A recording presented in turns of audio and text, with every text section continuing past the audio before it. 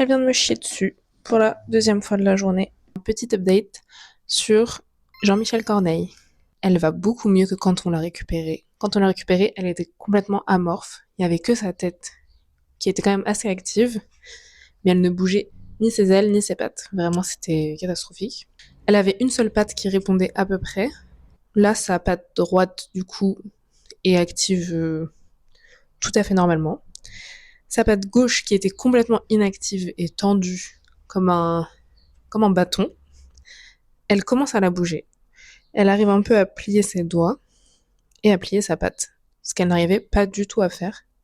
Ses ailes, elle ne les bougeait pas du tout. Et là, elle commence à bien bouger son aile droite, mais pas du tout l'aile gauche.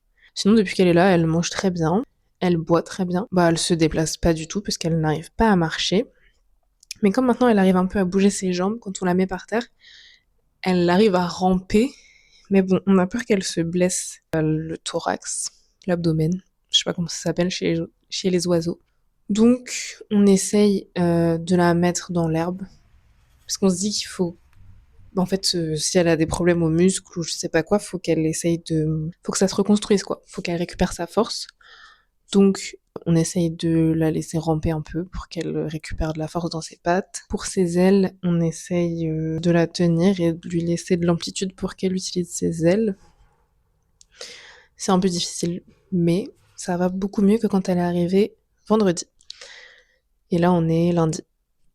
Donc en 3 jours, ça s'est vachement amélioré. Elle mange toujours aussi bien, elle boit toujours aussi bien. Elle fait toujours autant caca. Je n'ai pas réussi à contacter l'association dont m'a parlé la LPO. Faut que je réessaye. Mais en fait, quand j'appelle, mes appels ne sont pas pris. Ou j'imagine peut-être qu'ils ont beaucoup d'appels et peut-être qu'ils n'ont pas assez de bénévoles pour répondre à leurs appels. Donc faut que je réessaye. Bah, au moins pour avoir des conseils. Parce que je crois que c'est à plus d'1 heure de chez moi. Donc je sais pas si je pourrais la déposer là-bas. Mais si au moins je peux avoir des conseils sur comment faire en sorte que ses ailes aillent mieux.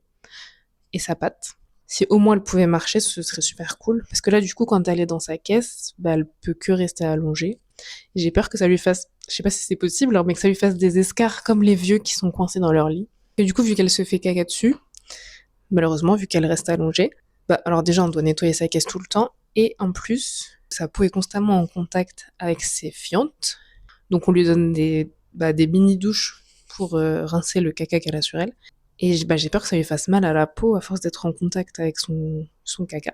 Donc si elle pouvait au moins se tenir debout pour ne pas se faire caca dessus, ce serait super cool. Mais voilà les petites updates de Jean-Michel Corneille. Si vous avez des idées de prénoms, n'hésitez pas. Si vous avez des conseils, n'hésitez pas. En tout cas, ça m'a inspiré une petite BD. Je vais peut-être faire ça cet après-midi. Bisous bisous!